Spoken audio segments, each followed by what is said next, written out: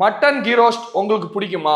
அப்போ இந்த ப்ரான்ல key roast பண்ணி ஒரு தடவை சாப்பிட்டு பாருங்க. அப்புறம் மட்டன் பக்கமே போக மாட்டீங்க. ஹலோ நண்பர்களே, நான் உங்கள் சகோதரன் ஃபிஷ் குரு சித்திக். இதோட பேரு தான் சீ ப்ரான்ஸ். சீலையே இருக்கிற பல வகையான ப்ரான்ஸ்ல இது கூட ஒண்ணு. இந்த ப்ரான்ஸை நம்ம குக் பண்ணும்போது ப்ராப்பரா குக் ஆயிடுச்சான்னு பாக்குறதுக்கு ஒரு சிம்பிள் டிப்ஸ் நான் சொல்றேன்.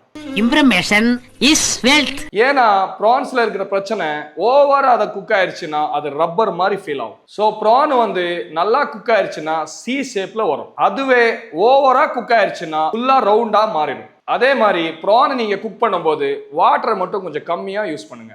ஏன்னா ப்ரான்ஸ்ல வாட்டர் கண்டென்ட் நிறைய இருக்கும். நீங்க அதிகமா தண்ணி ஊத்திட்டீங்கன்னா உங்க கிரேவி ரொம்ப தண்ணியாயிரும். இந்த சீப்ரானை வச்சு நீங்க மேங்களூரியன் ஸ்டைல்ல கீ ரோஸ்ட் பண்ணீங்கன்னா அந்த டேஸ்டே ஒரு டிஃப்ரெண்டான டேஸ்டா இருக்கும். அப்புறம் இது பிரியாணிக்கு எல்லாமே செமையா இருக்கும். முடிஞ்ச அளவுக்கு நான் எல்லாத்துலயும் சொல்ற ஒரே வார்த்தை தான், ப்ரான்ஸோட ஹெட் மட்டும் வேஸ்ட் பண்ணாம பாத்துங்க. ப்ரான்ஸோட ஹெட் வந்து டேஸ்ட் வந்து ரொம்ப சூப்பரா இருக்கும். ரீசெண்டா 8000 பேரோட ஒரு ஃபங்க்ஷனுக்கு நம்ம பிரைம் கட்ல இருந்து இந்த ப்ரான் தான் கொடுத்திருந்தோம். ஸோ சாப்பிட்டவங்க எல்லாம் சொன்ன ஒரே வார்த்தை தான், அமேசிங், சூப்பரா இருக்கு இந்த ப்ரான் பிரியாணி.